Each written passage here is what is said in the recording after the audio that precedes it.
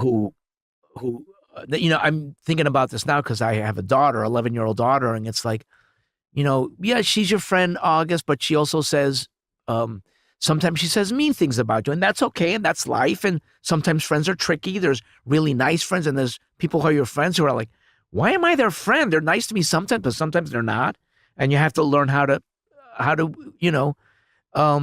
maneuver that, and always know that I always tell, let's say there's 20 people. They're not all going to like you no matter what you do. Whatever you do, there's 5 people may not. So don't worry about that. Don't worry about, be true to yourself. Mommy and daddy love you. You're loved here. And just be aware of that when you go out.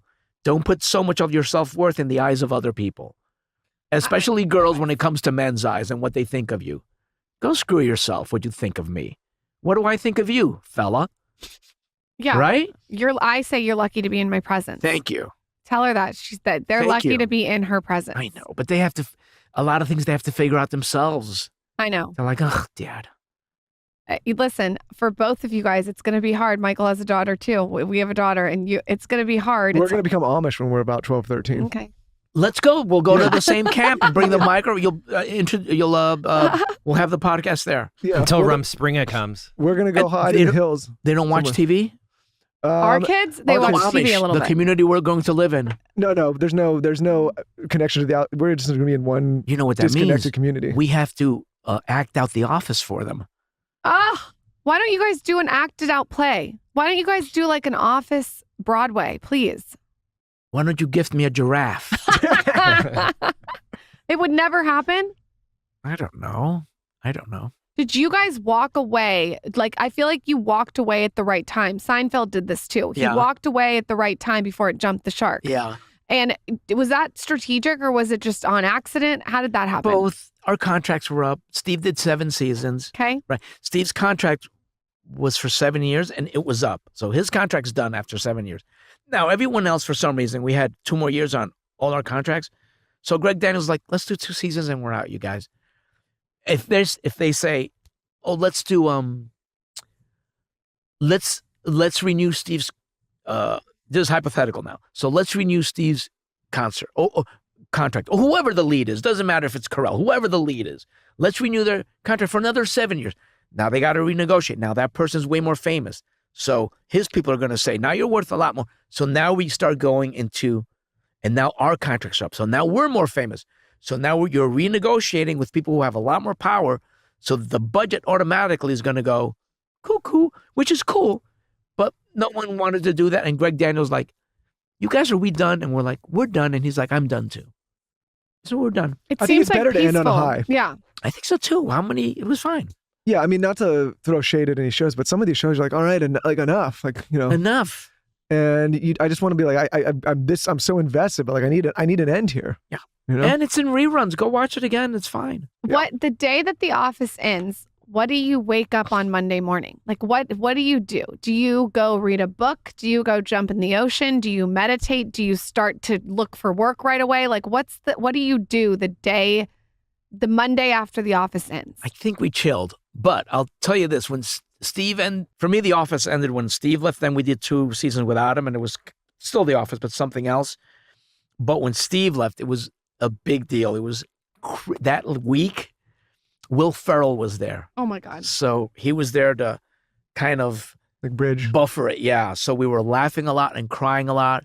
And there was a lot of crying and it was banana. It was so emotional when Steve left. And then we did 2 seasons without him and we got to work with Kathy Bates and James Spader and it was amazing. And after that, I think we probably went on a little vacation. I don't remember, but we chilled out for a while. Yeah. And what are the things that you're passionate that you're working on now? What is it? I'm going to go do improv in San Francisco on Friday. And then I'm coming back and doing something for a friend, which he's doing a pilot to present. And I've got work coming up that's happening like in September and stuff that I'm shooting. And I'm excited about all that. I can't go into too many details, but it's very exciting. There's a list of all these other things that you've done and been on. Are these before Office or after Office? Or during.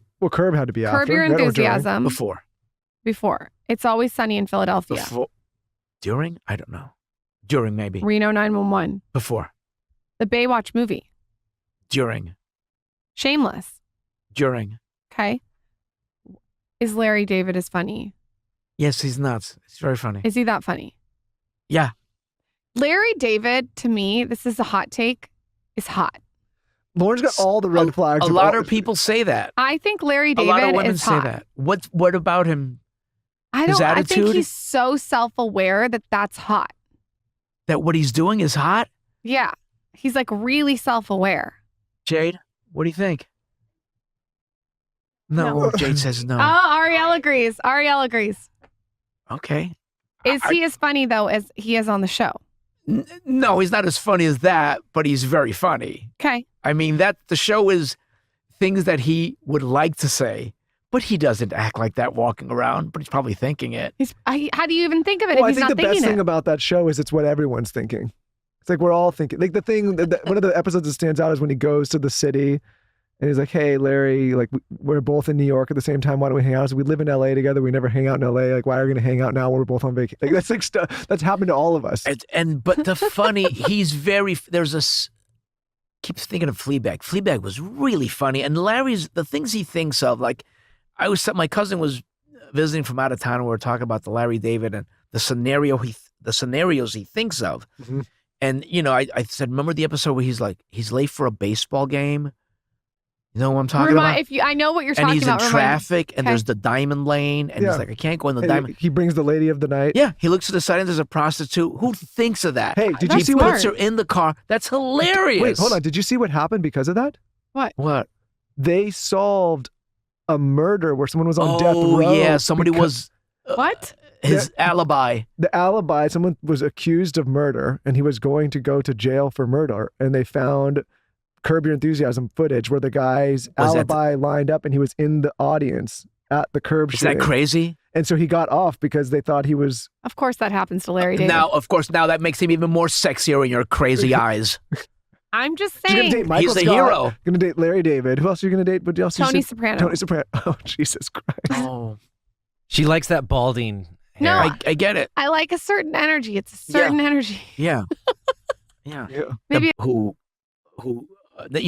thinking about this now because I have a daughter, 11-year-old daughter, and it's like, she's your friend, August, but she also says, sometimes she says mean things about you, and that's okay, and that's life, and sometimes friends are tricky. There's really nice friends, and there's people who are your friends who are like, why am I their friend? They're nice to me sometimes, but sometimes they're not, and you have to learn how to maneuver that, and always know that. I always tell, let's say there's 20 people. They're not all going to like you no matter what you do. Whatever you do, there's 5 people may not. So don't worry about that. Be true to yourself. Mommy and daddy love you. You're loved here. And just be aware of that when you go out. Don't put so much of your self-worth in the